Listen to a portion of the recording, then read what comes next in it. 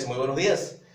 En este video vamos a ver cuáles son los ángulos que se forman cuando dos rectas paralelas son cortados por una secante. En este video únicamente vamos a ver el nombre de los ángulos y dónde se ubican, ¿sí? No vamos a hacer operaciones. En el siguiente video ya vamos a calcular operaciones o ángulos mediante ecuaciones.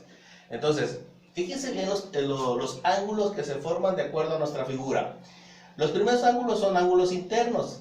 Dice que estos ángulos se ubican dentro de las rectas paralelas. Aquí están, dentro de las rectas paralelas. Por lo tanto, estos son ángulos internos. El C, el D, el F y el E. De ahí, el segundo punto es ángulos externos. Dice que estos se ubican fuera de las rectas paralelas. Serían entonces estos y estos. Estos dos y estos dos. El A, el B, y el H y el G. ¿Sí? Estos son ángulos externos. El punto 3 me dice ángulos alternos internos. Para empezar, deben de ser internos, serían estos cuatro, pero vamos a ver cómo nos relacionan. Ángulos alternos internos.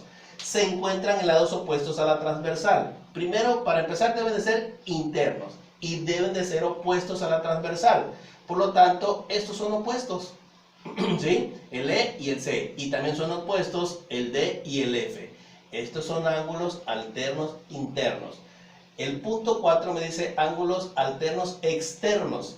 Dice, para empezar deben de ser externos, ¿sí? Y la otra condición es que se encuentran en lados opuestos de la transversal. Externos y lados opuestos. Entonces, si ustedes se dan cuenta, opuestos serían el B y el H. Y sería la A y el G, ¿sí? Esos son ángulos alternos externos. Deben de ser externos y deben de ser alternos. El punto 5, ángulos correspondientes. Dice que es uno interno y otro externo. ¿Sí? Debo de relacionar un interno y un externo, no adyacentes en el mismo lado de la transversal. O sea, que si nosotros nos damos cuenta del mismo lado de la transversal, debe ser un interno y otro externo no adyacentes. El A con el D son adyacentes, ¿sí? Porque forman un mismo ángulo. Entonces debe ser el A con el E. Estos ángulos son ángulos correspondientes. Y lo mismo el D con el H. De igual forma, el B con el F y el C con el G. Entonces, si ustedes se dan cuenta, aquí tenemos relacionados, miren, A con E, B con F, D y H, aquí está D y H, y C y G. Esos son ángulos correspondientes, ¿sí?